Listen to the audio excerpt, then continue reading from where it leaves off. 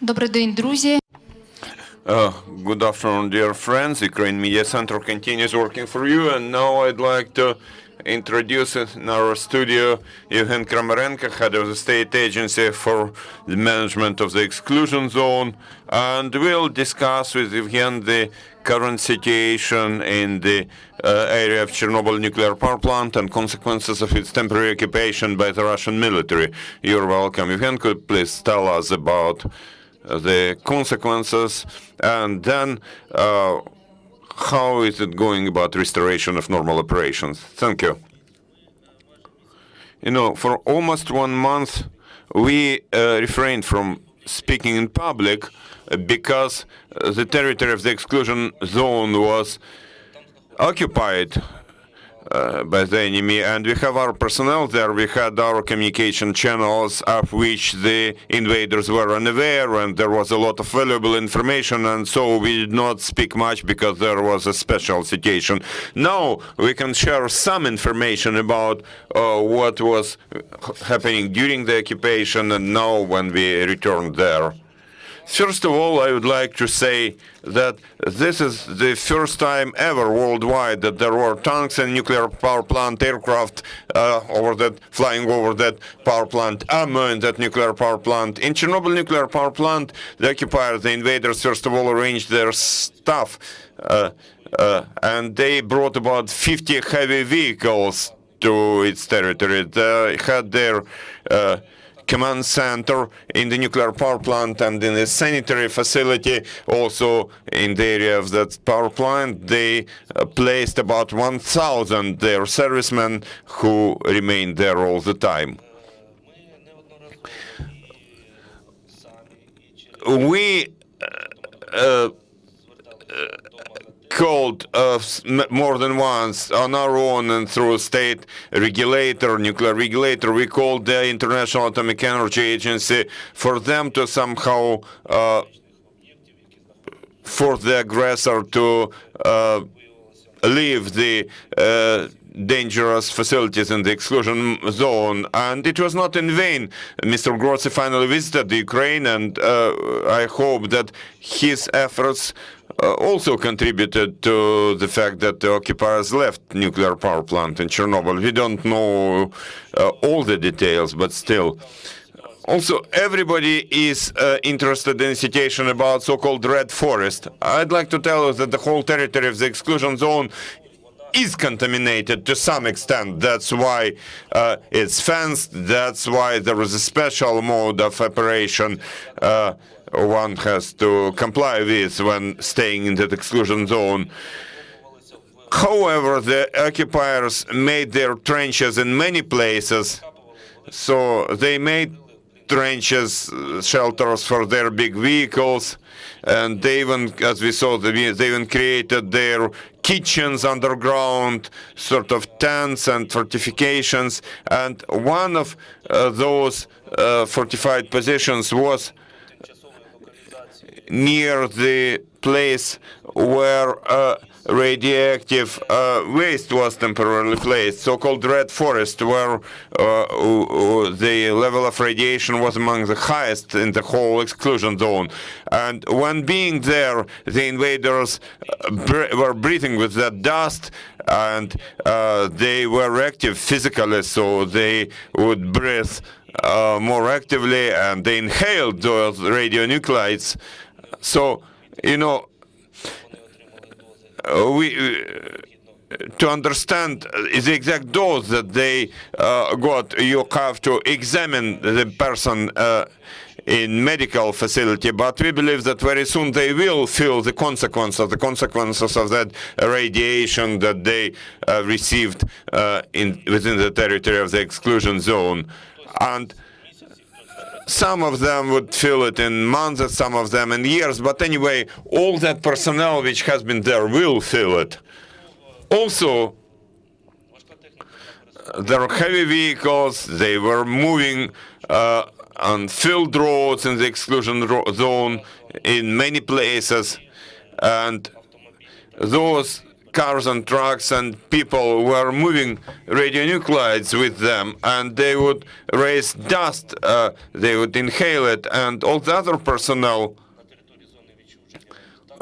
would also feel the consequences.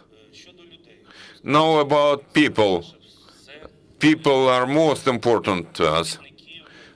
Most of our personnel of the exclusion zone, even before that aggression, when there was already a lot of vehicles moving, we removed most of our personnel from the exclusion zone. And on the 24th of February, there were only people we needed to maintain the activities there, and we stopped all the production activities there, and those nuclear power plant staff was supporting the power plant, and there were also security guards guarding our radioactive facilities, Vector, Borykivka, and centralized storage of spent nuclear fuel, which is also which is being constructed by Energatom and which is also guarded. Those people didn't manage to leave the exclusion zone, and then they stayed there. So in Chernobyl nuclear power plant we had about 103 people of our staff, and in Chernobyl there was about 40 people on the territory of that exclusion zone. After some time we managed to replace personnel using waterways, and they were replaced by 46 people who continued working under that occupation. Also, our staff working in the exclusion zone turned out to be residents of occupied territories. About 500 people were under occupation in Hostomel, Ivankiv, Pribylsky, Narodichi. About 2,500 of our people were later under enemy's occupation in the city of Slavutich. And not only people who stayed in the exclusion zone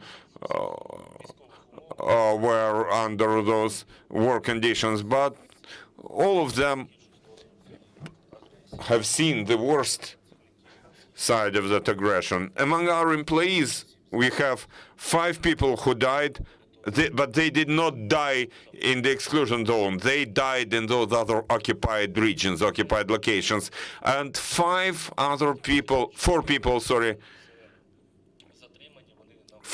have been captured. They were in the occupied territories, they were in the territorial defense, and they have been captured, and with other prisoners of war they have been moved somewhere, and we are unaware of their location at the moment and their fate. What we found when we entered the exclusion zone, first of all, everything has been stolen. Cars and trucks have been dismantled and broken by tanks. Most of cars and trucks, most of vehicles are not there. And according to GPS sensors that we have in our cars and trucks, we see that they are moving now in the Republic of Belarus and Russian Federation. Many vehicles which we don't own, but they have been stolen from occupied territories, we find them in the exclusion zone now, and they have been destroyed. We just find those destroyed cars and trucks there. Also, we have been informed by employees who stayed in the exclusion zone that when Russians withdrew on the 31st, 5 days before that, there was about 10,000 vehicles passing there, and every second car and truck had Ukrainian number plates.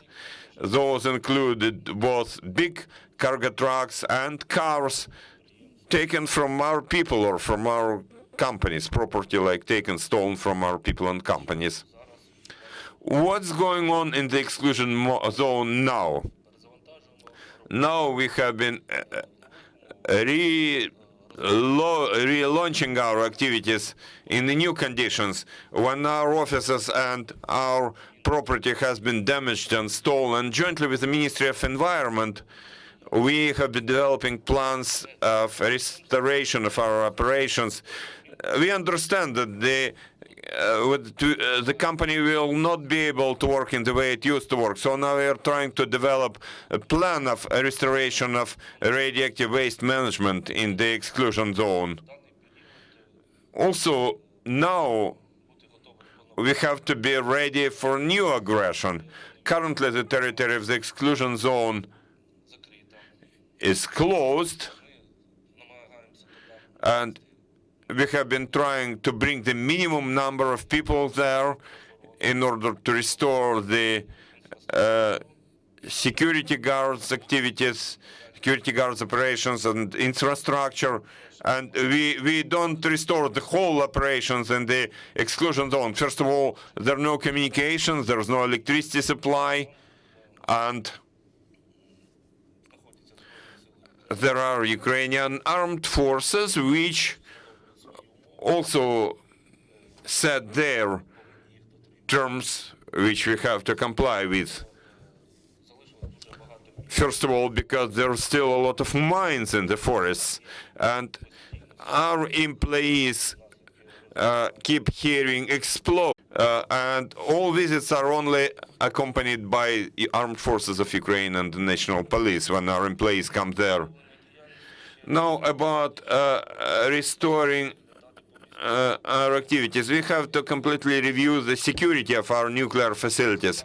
We have to strengthen the physical protection, physical security, and jointly with uniformed agencies, we have to develop a security system to avoid in the future any event similar to what we had now. That's briefly it. Yevhen, could you please tell us, is our understanding correct that at the moment the situation and the radiation level is safe in the exclusion zone? So basically, your employees have managed to keep situation under control. Is this the case? First of all, until now, our automated system for monitoring of the exclusion zone doesn't work yet because the servers disappeared which processed that information. And second, until we get the electricity supply and until our employees are allowed by the armed forces of Ukraine to visit those radiation monitoring points, we will not understand the damage done. We have restored dosimetry in Detyatki and Lviv checkpoints, and before visiting the premises and workplaces, our people check the situation in the offices and in the station, but what the situation in the whole exclusion zone. We'll understand it when all sensors work again, or a longer option,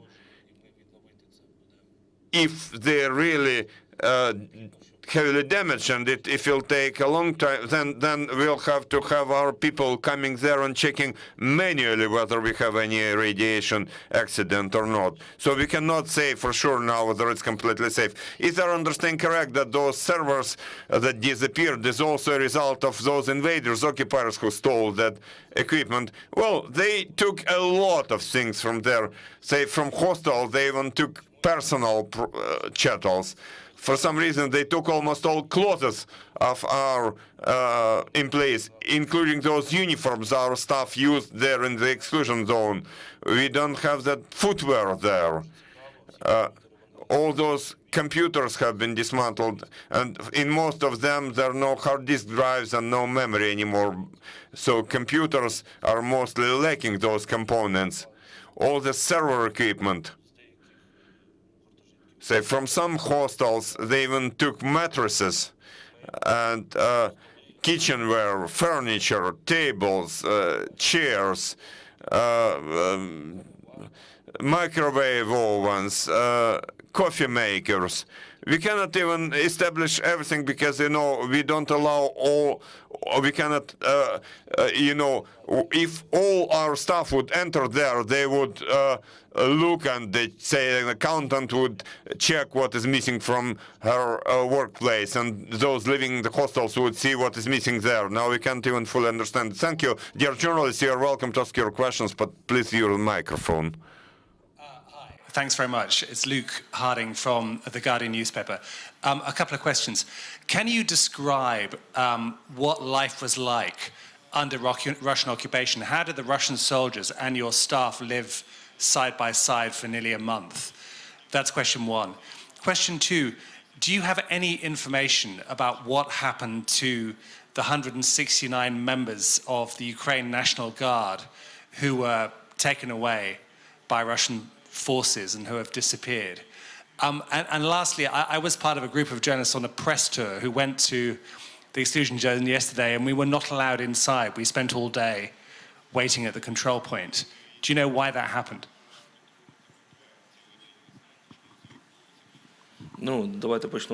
Let me start with your last question. You were not allowed, although it was agreed upon with the armed forces, with the central command of the armed forces, but there locally it turned out that troops were moving there, and there locally they prohibited right there on that day to visit the exclusion zone. Currently we have been maintaining communication with Ministry of Defense, and we'll do it in such a way that next time it would not happen. So, there was just some sort of mess. Then the next question about our employees in the exclusion zone. Well, first of all, we would split them into two categories. First of those is staff of nuclear power plant, Chernobyl nuclear power plant, maintaining security at the nuclear site. They stayed there for a long time. The first shift was 25 days, and the second one was more than 2 weeks under occupation. And that's about, it was difficult psychologically because, their shift had to be 1 day, not such a long time. They were prohibited from leaving their workplaces, and they were residing there. They were sleeping under supervision. They had to get permission to move. About physical violence, I haven't heard about any physical violence, although now law enforcement speaks with them in the city of Slavutich in order to see the whole picture, so it may be that something will be found, but I haven't heard. What about access to food, whether those employees had access to food? Yes, there was access to food. Chernobyl nuclear power plant provides food to its employees independently, and by that time there were some reserves of food previously purchased, and we were providing food to them, and there were cooks who were cooking there. So, Chernobyl power plant provided food to that personnel, and there was enough food for that time. Second category of employees is those employees of our other entities other than Chernobyl nuclear power plant, those who remained in the city of Chernobyl, and also there was a unit of the main Directorate of State Emergency Service for Kyiv Oblast, and all of them continued to work there during all that time. They were allowed to extinguish fires in the exclusion zone under Russian supervision.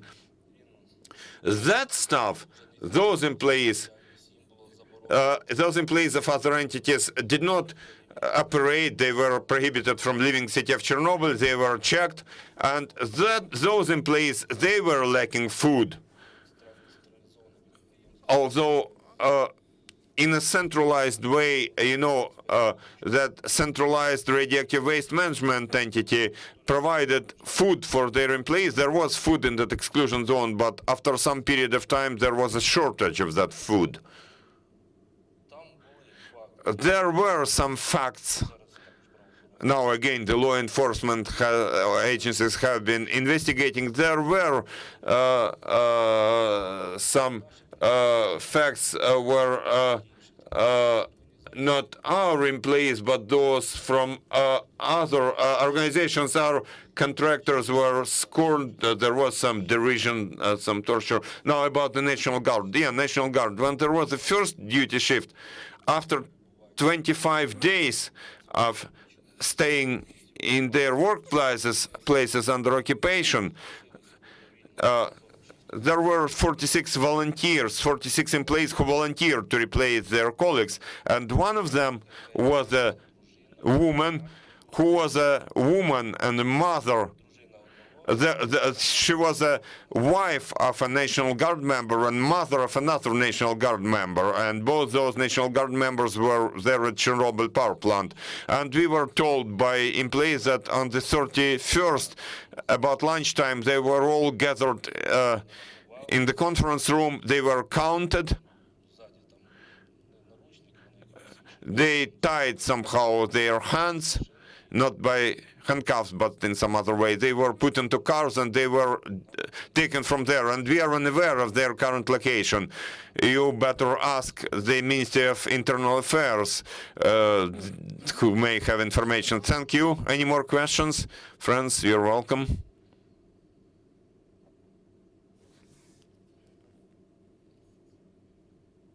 Thank you. Last question. Can you just be clear as to whether the crazy radioactive dust caused by Russian soldiers, by Russian occupation, is now a health hazard to people living on the edge of the exclusion zone, to the civilian population? Are they at any risk? Yes or no?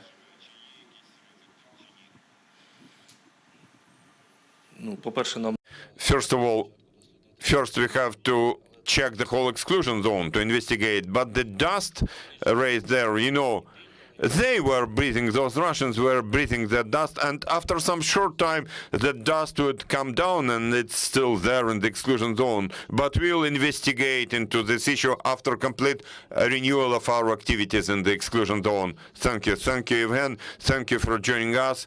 Thank you for finding time to answer all those important questions raised here, dear friends. Thank you for staying with us. I'd like to remind you that at 3 p.m. in our studio we will have the spokesperson of the Ministry of Defense of Ukraine, Alexander Matysyanuk. Colonel Matysyanuk will tell us about the situation on the front lines at the moment. Please stay with us. Thank you.